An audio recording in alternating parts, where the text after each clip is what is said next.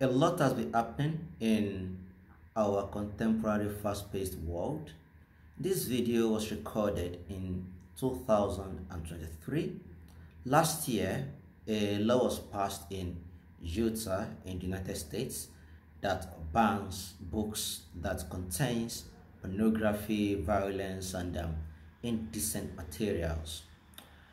Interestingly, in March of this year, 2023, so a parent who probably was thinking about the law thought of the Bible that, well, if we decided to ban books that contain pornography as well as indecent materials and violence, then maybe we probably might place the Bible under scrutiny and see if it is going to pass that same test. So in March, that complaint really did gain national attention, and then the Bible was scrutinized, and at the end of the day, it was said that the Bible could not pass that test, and so then the Bible was banned from some school libraries to say. Now this is very interesting. Now what really brought about banning books in that part of the United States, in Utah to say? Now we have seen the wave of homosexuality and transgenderism, or the LGBTQ movement, and now some parents were bothered and concerned, and then some pushed for that law to ban books that contain pornography and or homosexuality to say.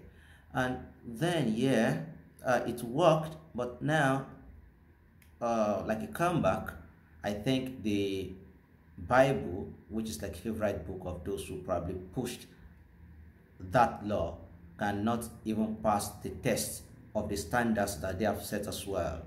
And if you can imagine that the Bible is said to be the word of God, believed to be the word of God by many Christians, but then we really, objectively speaking, we can definitely find verses that have erotic wordings like that. For example, whilst there are lots of them, we can just look at the Songs of Solomon for the sake of this video. And then here, if we look at Songs of Solomon, I will just look at chapter 7, I guess. Let me read from chapter 7. And then if you read from verse 1 to 3, you'll see a whole lot. Songs of Solomon, chapter 7. Verse 1 to 3, from verse 1 it says, "How beautiful your sandaled feet, O princess daughter! Your graceful legs are like jewels, the work of an artist's hands." It goes on even down to like verse 3, where it says, "Your breasts are like two fawns, like twin fawns of a gazelle." It goes on describing her neck and even her nose, even her head. And then when you go down to verse like 7 and 8, it says, okay, from verse 7 it says, "How beautiful you are, and how pleasing, my love, with your delight. Your stature is like that of the palm, and your breast like clusters of fruit. I said, I will climb the palm tree, and I will take hold of its fruits. May your breast be like clusters of grapes on the vine, the fragrance of your breath like apples, and your mouth like the best wine." What can be more erotic in that sense? Where that was said to be revealed by God.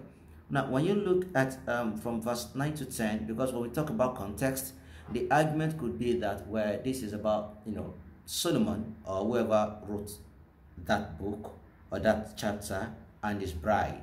So like verse 9 to 10 suggests that the bride was responding, where the bride was saying, "May the wine go straight to my beloved, flowing gently over lips and teeth. I belong to my beloved, and his desire is for me." When you go to verse 11 down to 13, you just see just a whole lot for in the book of Solomon, even I think even it as well. But then this is said to be from God, and we have preachers who will say that the Bible was revealed for this and that, for corrections and all that. So we don't know the importance of those verses. But then we also want to take a look at even violence in the Bible. One thing which is really my own concern now is that as a Muslim, I face Christian preachers, evangelists, Bible thumpers, missionaries every now and then. And then one of their criticism against the Quran is that the Quran contains violence. And then we try to tell them that you have to understand the context of this so-called violence that you mentioned in the Quran. And for every time we tell them that, they become adamant. But still yet, we also now show them that even the Bible itself contains lots of violent verses, and then they start telling us according to this and that, and then they start bringing context into it. But for example, if we look at the book of 1 Samuel 15 verse 3, that is where God in the Bible was said to have commanded the killing or the murder of the people of Amalek, the Amalekites. And then, so it does not necessarily just say that kill adults, male and females. No, it says kill their sucklings, their infants, their babies, those ones that are still being nursed. Kill every one of them. If you go to the book of Numbers chapter 5 verse 11, lots of murders. Numbers 31:17, lots of murders. Hosea 13:16, lots of murders. If we look at Leviticus 20 verse 9, Judges 11:30-34, in fact, there are lots of violent verses. Now, as much as we cannot necessarily say that we should define violence by some contemporary definition of violence, still we really want to now start getting careful here. Now, those who push that law to tackle homosexuality, or maybe some nonsense that seems to be going on in our contemporary world, they did not take a look at the Bible and say that where it has this kind of a seemingly hypocritical view like that, which does not really make sense. So we have continued to see this wave of homosexuality, the LGBTQ, all those and all that. And then, so how would this be addressed? And that is why we would really tell them that, you see, for example, even Christianity on its own has made some compromise on its own part, that then it has become really difficult to tackle these vices. Now, to suit the emotions and sentiments of some, the Bibles have gone under scrutiny and revision and revised just to entertain the emotions and sentiments of some other people.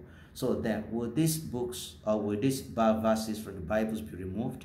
Now, on the part of violence, it is a very valid argument that, okay, that if we agree that the Bible is a book of history, now that is going to make a whole lot of sense, because really, for a theological perspective, you cannot necessarily say these erotic verses and this semi-violence are necessarily from God in that sense. So if we agree that the Bible is like a history book, so that would mean that if we were to say we want to ban every book that contains violence, if we were to just take violence literally like that, so that means it is going to now become extremely difficult to even teach history in schools. So you can't teach about the Civil War, you can't teach about this and that. And then that's something. So that is really the summary of what's happened in Utah and why the Bible itself was banned. Why is that? I agree with the part that, yeah, these erotic verses are definitely not from God, and then they should not necessarily be taught to children as well. As for the part of the violence, there are lots of violence, of course, in the Bible, and that should actually tell the Bible thumpers and missionaries that before they start to say there is violence in the Quran, they want to look at the Bible.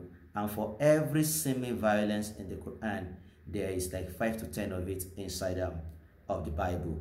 But then really when we start to apply some context, especially the Quran, and for some parts of the Bible, so we cannot just take violence literally. So now, the Bible now has been banned in some schools, from some libraries there, as well as those books. And some books that were banned in consequent to that law, there are like 51 or 52 of them, like 19 minutes, this one, Summer, Forever. So these are books that contain or that featured LGBTQ or they have LGBTQ thing. So I'd really like to know what you, the viewer, think. So should the Bible really be retained? Why is these books that promote this homosexuality and decency be removed? Or should they and the Bible be banned at the same time? Well, if you ask me, I'm not a Christian, but I think, theologically speaking, I don't think those erotic verses really or chapters are from God. But then at the end of the day, I might not be a Christian. I think books promoting LGBTQ, which really is against the natural framework of humans, I think they really have to be censored. And well, maybe why the Bible itself, especially those ones that contain those erotic verses, should probably be kept away from children, most importantly. And then again, if you want to now go extra length, I would advise you read the Quran, you ask questions about the Quran, and then you will see how Islam really answers the questions to all this homosexuality and all these contemporary vices that we have. Thank you. Assalamu alaikum.